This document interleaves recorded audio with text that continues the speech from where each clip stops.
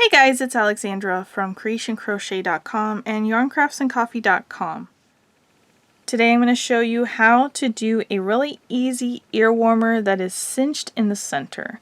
And this is just a basic cinch right here, but we're also going to go over if you want to add a little bit more embellishment here where we cinched and then wrapped it. This one looks like a bow sort of. I really like this little detail. So for both of these, we're going to start with our rectangle and then we're going to join the two sides.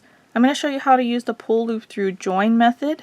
I do not really care for hand sewing, so this join method allows me to work the last row of the ear warmer and join it to the first row at the same time. And then the only sewing that has to be done is weaving in the ends and cinching it closed. So both of these options are worked exactly the same. This just has an added step of wrapping the yarn around that cinched center. And if you want to go a step further, you could also crochet a little rectangle that fits the circumference of this and cover that cinched area with that piece of fabric. Completely up to you how you want to do it. This is part of the 2024 Mystery Ear Warmer Crochet Along that I'm hosting on my Cre8tion Crochet blog.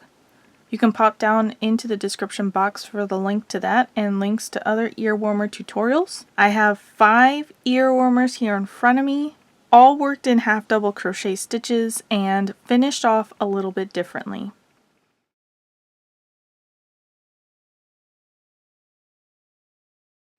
You're going to find instructions for 4 sizes here: toddler, child, adult small, and adult large. These sizes are based on your head circumference. So in order to know exactly which one is going to fit the best, I recommend that you take your soft tape measure and you measure the circumference of your head just above your eyebrows. That's going to be your finished head size. Gauge is not terribly essential for this project. It is essential in the sense that you need to measure your ear warmer so that you can make sure you have the correct sizing. But you don't need to stop and take gauge or work up a swatch before you get started. I know a lot of us don't like to do that anyway, so I've designed these to be worked in a rectangle widthwise so that after just working a couple rows up, you're going to know right off the bat if it is the correct width. And then I am going to provide row counts, but you can use your soft tape measure to measure as you go and make sure that the length is going to be the correct size to fit your head size. So the way you're going to take your gauge is after working about 4 to 6 rows up, you're going to measure the width of your rectangle, and this is going to be how tall your ear warmer is. So if after working these 4 to 6 rows, you decide that you want it to be more narrow, then you can rework it with less stitches. There is no stitch multiple, so any number of stitches works.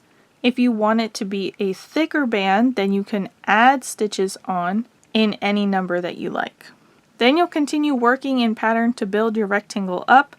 Before fastening off, I highly recommend measuring from the bottom edge of the rectangle all the way up to the top edge. And make sure that this is the correct measurement, because if it's measuring smaller or larger, then the finished ear warmer may not fit correctly. I've worked with a lot of yarns here, and I found that working an ear warmer in this manner, no matter which yarn, 2 to 2.5 inches smaller than the head circumference makes for a really comfortable fit. Because the rectangle is worked lengthwise, it has a little bit more give to it. So 2 inches smaller than your head circumference is a comfortable loose fit. 2.5 inches smaller gives you a more tight fit, like a hug.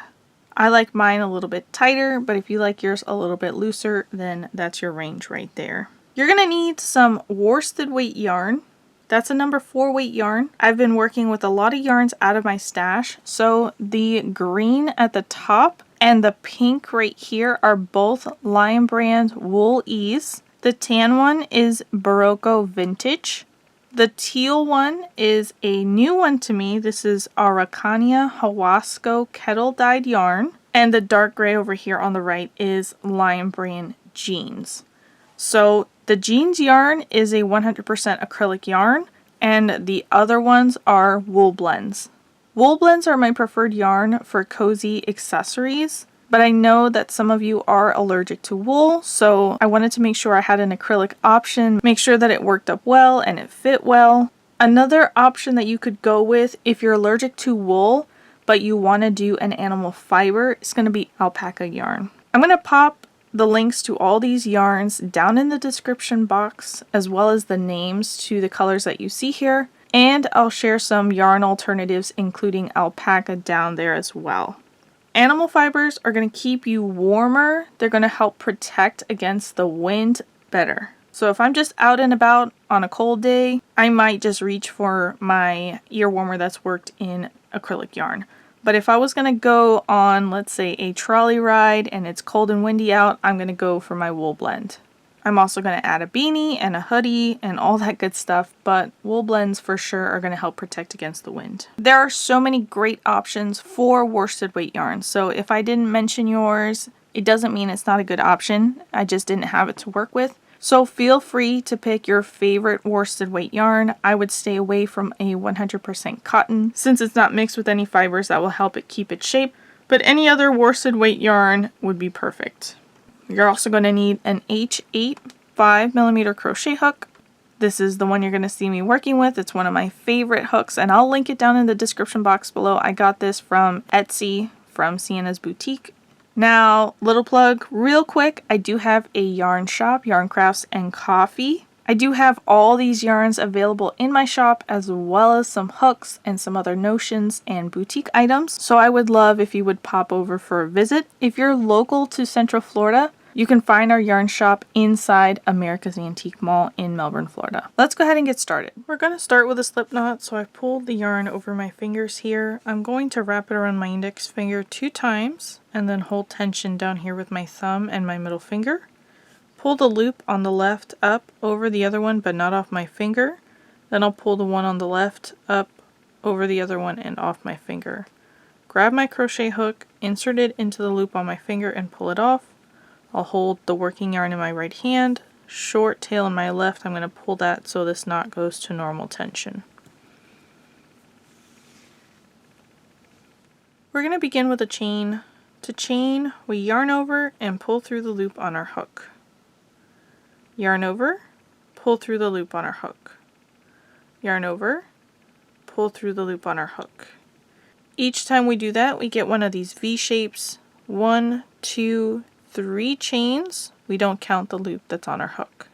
I'm going to go ahead and put up a chart that shows how many chains you're going to want to have depending on the size that you're working.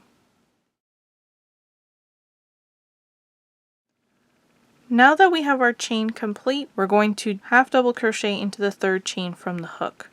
Again, we don't count the loop that's on our hook. 1, 2, 3 chains.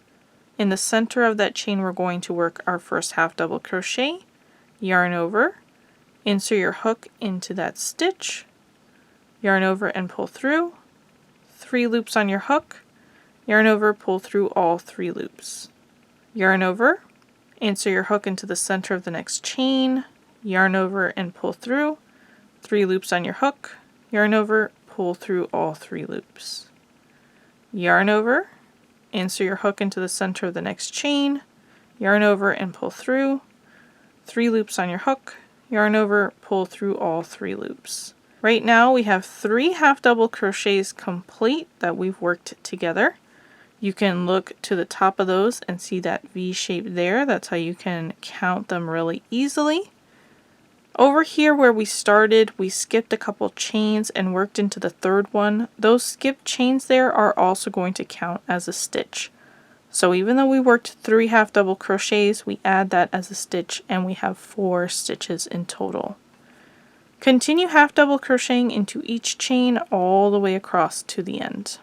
Here I've reached the end and I have all my stitches complete. The total amount of stitches that you're going to have for this row is going to be 1 less than what you started with when you chained. For row 2, we're going to chain 1 and turn. We're going to half double crochet into this very first stitch and each stitch all the way across. Yarn over, insert your hook right into the center of that stitch, picking up both loops of the V shape at the top, then complete your half double crochet. and continue half double crocheting into each stitch. At the end, we are going to work our last stitch into that beginning chain that we skipped. So once I get there, we'll do that together. Here at the end, it looks like we've completed our row, but we actually have one more stitch left to work into, and that's going to be the beginning chain, where we skipped those 2 stitches and worked into the 3rd one. So the very next stitch that you're going to see here is a chain, and you're going to see the back bump there from the back of the chain. Then right underneath that is going to be the 2nd chain, and the 3rd chain is where that first half double crochet is worked. So that first chain there, the next stitch that's available to work into, that's where we're going to half double crochet. So you're going to insert right into the center of that chain and complete your half double crochet. And now row 2 is complete. And the shaping is off a little bit right here, but as you continue working, that's going to even out. All the remaining rows are going to be worked the same. You're going to start with a chain 1 and turn, and then you're going to half double crochet into that very first stitch and half double crochet into each stitch all the way across. When you get to the end, you'll work into a half double crochet the same as all the rest of the stitches. And for all these rows, you're going to have the same number of stitches that you had here in row 1, which is just 1 stitch less than the number of chains that you created. I have 5 rows complete here. To count your rows, you're going to look for the texture to differentiate between them. Down here at the bottom, the stitches look prettier and more defined. That's going to be the right side or the front side.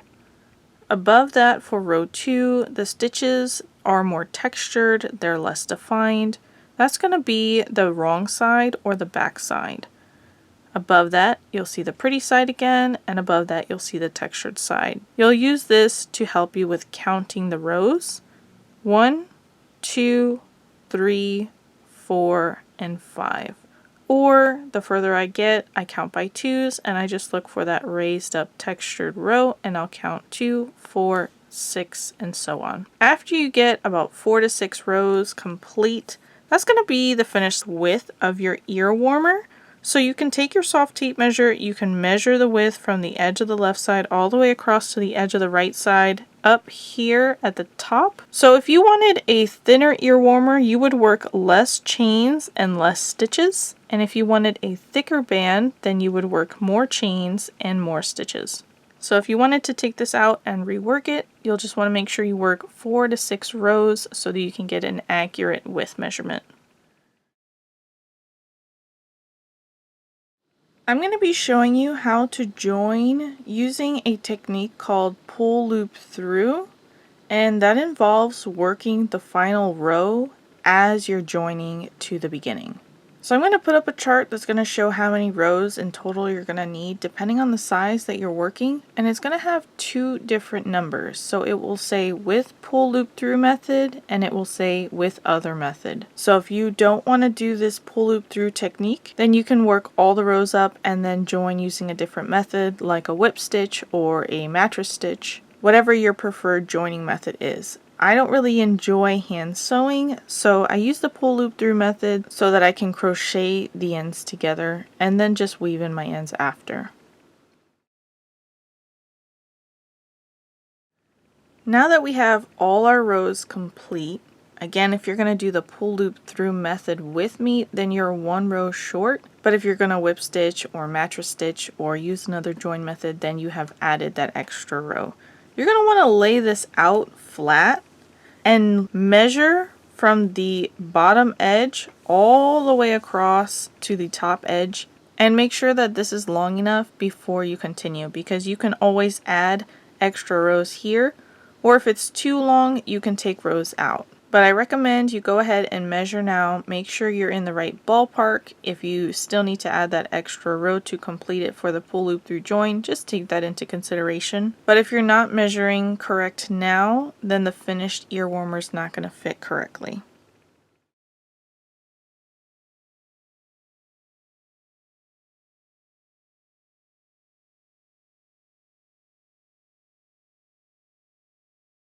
I am going to be turning when I start this next row, so I'm going to flip it upside down. And then you're going to find the center and you're going to fold it in and bring that other edge together. I do like to match up the ends. So here you can see that that's the right side. When I flip this over, it's also the right side. But when I work that last row in here to join it, it'll be from the wrong side. So it will alternate that pattern in there and complete it. This way, as you're wearing it, it looks seamless. To work the last row so that we can do the pull loop through join, I'm going to start with the chain 1 and turn. And I'm going to turn the entire ear warmer around. Half double crochet as normal into this very first stitch. Pull up a loop so I don't lose it. I like to hold on to that in between my fingers. Then I'll pull my hook out and go into the very first stitch that's here. And you want to remember that the 2 layers are coming together in this manner, so that's how you want to join the 2 layers as well. So I'm working into the top here, which is the outside part, the top of that very first stitch that's connected to my beginning tail end. And that goes from that outside layer to the inside of it. Then I'm going to reinsert my hook into that loop, pull it down to normal tension, and then pull it through that stitch. And now the 2 layers here are connected by this stitch. So then I'll go into the very next stitch of my current row, half double crochet as normal, pull up on that loop, hold on to it in between my fingers and pull it off my hook. Then I'll go into the very next stitch on that other layer. Again, we want to join it just as it's laying here. So through the top layer into that next stitch, and then pick up the loop on my hook, bring it down to normal tension, and pull it through the stitch. So when you're looking at it, you're just working along there as it naturally lays together.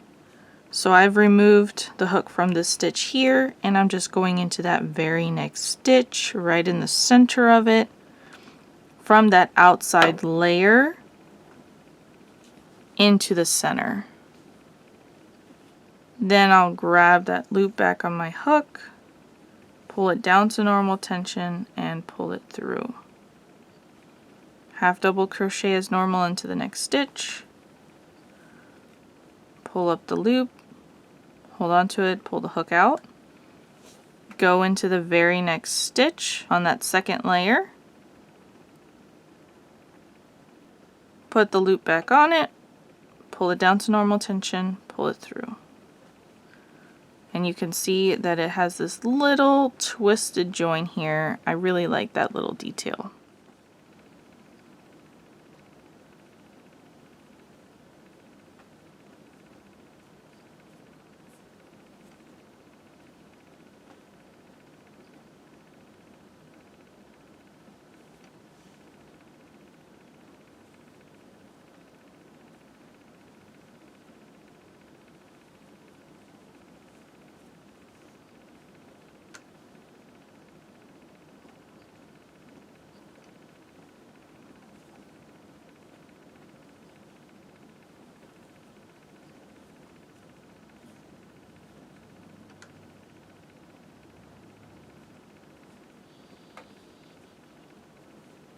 And you're just going to go ahead and continue working all the way down to complete this row.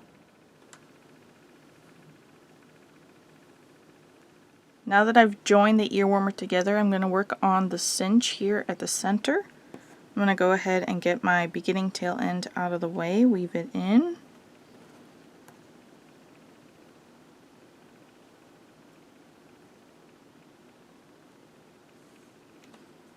Either side, the side you're looking at or the flip side, can be the right side because we've turned at the end of the rows.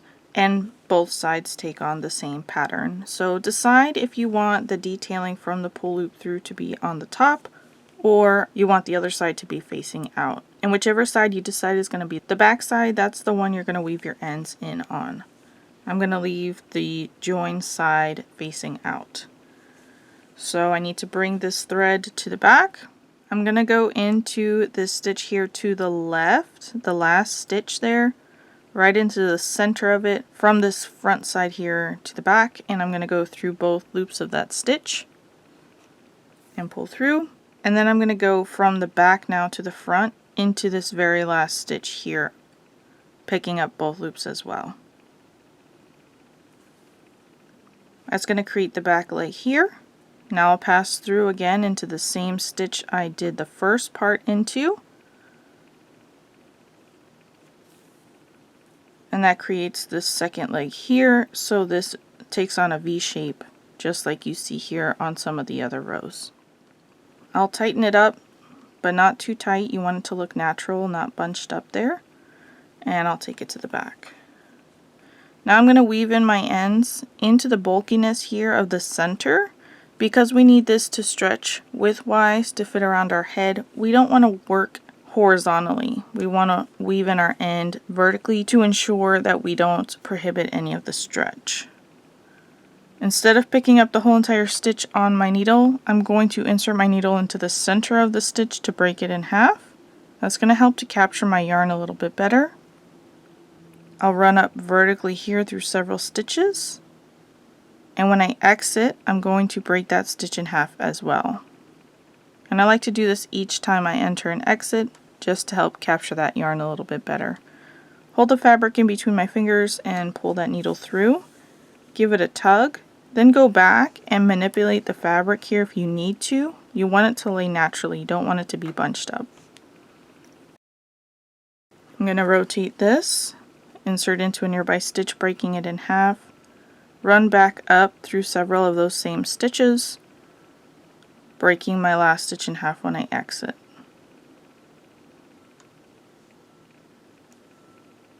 Hold on to the fabric in between my fingers and pull through, give it a tug. Manipulate that fabric. I like to do 3 passes, that's my magic number. If you feel comfortable after 2, you can fasten off. If you feel like you need to work a 4th one, you can do that too.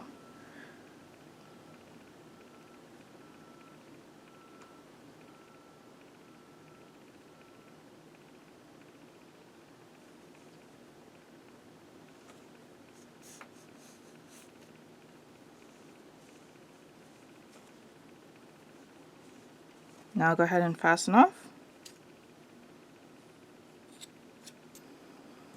Coming back to this last end, I haven't fastened off yet, but I'm going to go ahead and fasten off now with a long tail. About 20 inches or so is what I always pull. This is going to vary depending on the style that you want to have here. So if you just want to cinch it closed, then you're going to want a smaller tail end because you're not going to need a whole lot to just work back and forth here. If you want to wrap the center there, then you're going to want to fasten off with a longer tail end. So it's going to vary depending on the finish that you want to do. So I'm going to actually pull a longer tail just so that I don't run out of yarn. Now I'm going to go back to that last loop here and I'm going to pull on it so that the tail end will come out.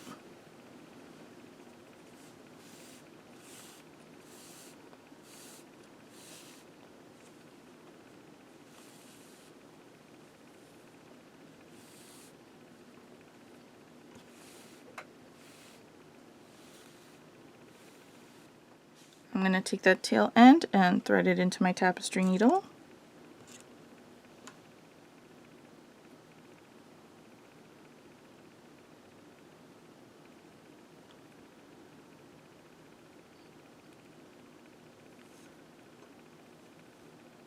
And then I'll set this aside for a minute. To cinch the center here, you're going to want to work from the right side. So make sure that the side that's facing is the one that you want to be facing out when you're wearing it.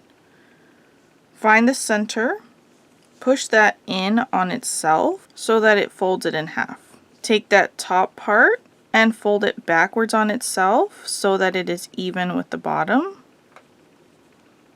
And then do the same thing with the other side. Fold it in on itself so that it is even. And when you're holding it in the center, you'll be able to see how it's going to look. And now we'll just tack it in place. If you want this to be smaller, not quite as thick, you can refold this any kind of way that you want. The point is to just have everything even when you're stitching it together. But this would be a smaller one, and it slightly changes the way that the fabric ruffles here. So completely up to you which look you want to go for.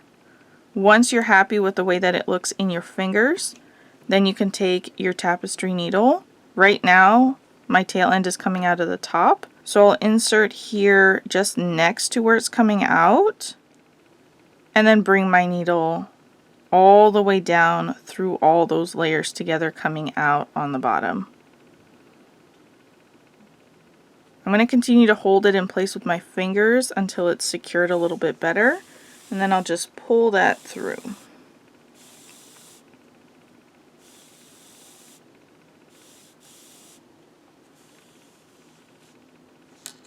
Then I'm going to come up into the stitch next to it on the bottom and work all the way up, coming out at the top, capturing all those layers in place. And then pull the needle through and all that thread.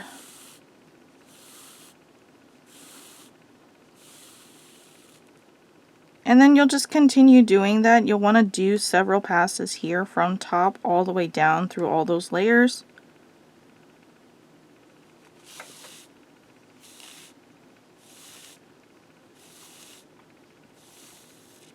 And then back from the bottom to the top through all those layers.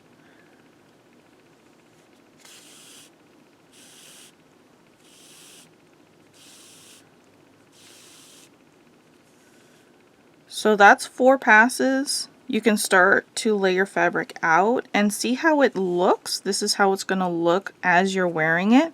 So if it looks like you've missed any layers, you're going to want to go ahead and ensure that you work through those. So you can see here my tail end is coming out of the middle. So I did miss a couple stitches here at the top.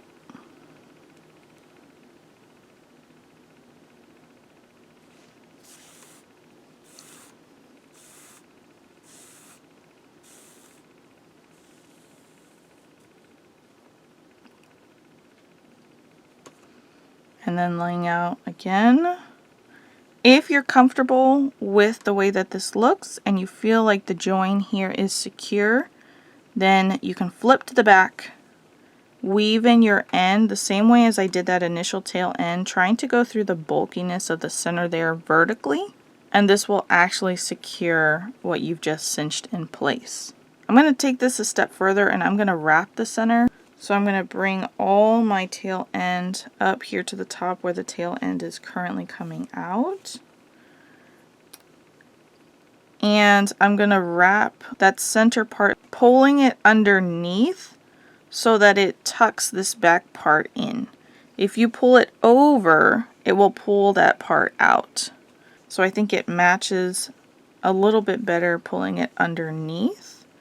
And then I'll just hold it in between my fingers here to make sure that it is smushed down. And I'll wrap it around, coming from the bottom over to the top. And then you'll have to pull that entire tail end through.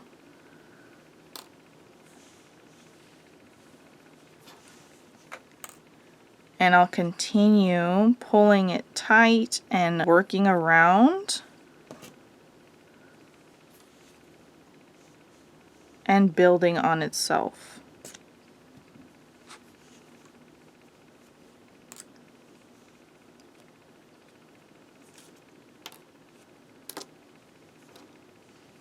So I've actually done 3 times here right on top of itself, and you'll see that it's building the thickness. Now I can start taking that yarn end and I can go to the right of it, or I can go to the left of it and start building on that so that this part will be a little bit wider.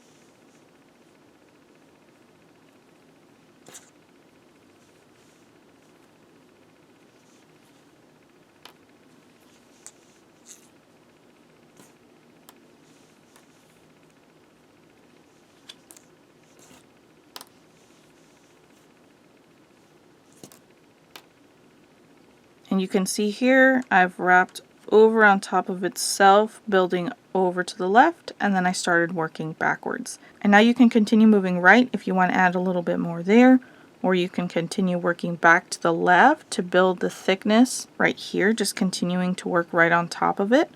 Once you're happy with the way it looks, then you're going to weave your end in on the back side. So I'm going to continue to wrap this until I get to the point where I am happy with it. And then we'll weave in the end together. Alright, I'm happy with this wrap here. I'm going to go ahead and fasten off to a smaller tail end that I can weave in a little bit easier because I still have quite a bit here.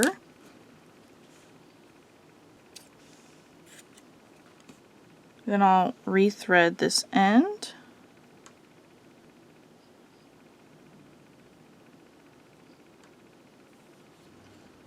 I want to finish on the back side, so this is going to be the front whenever I'm wearing it.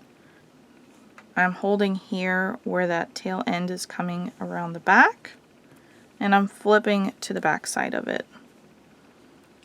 And I'm going to take my yarn and needle and I'm going to run it underneath horizontally, underneath the bulkiness of where I've just wrapped it in place, and pull through the bottom. That's going to secure that last end that you had up there at the top. I'm going to go into a nearby stitch here at the bottom, and I'm going to work back through the bulkiness, coming out a stitch at the top, breaking it in half. And I'm giving a tug. Come into a nearby stitch here, break it in half, run back through the bulkiness. I think the bulkiness is the best part here for you to weave in your ends because it's going to catch in a lot of different places. So that is my third pass here, and it does feel secure, but I'm going to do one more just for peace of mind. And I'm just pushing diagonally here. Give it a tug, and now I'm ready to fasten off. And now we have a cute little bow here at the top, and I absolutely love it. Guys, thanks so much for watching my video. I hope you enjoyed this one. Please smash that like button if you did to let YouTube know that you liked it, and subscribe while you're there. Drop me a comment below and let me know, are you just going to cinch it or are you going to wrap it? If you want to take it a step further, you could always create a small rectangle that will fit the circumference here and cover that center part with that. So many fun options. Make sure to pop down into the description box below so you can grab the link to the Earwarmer crochet along and the links to other Earwarmer tutorials. And I'll catch you guys next time.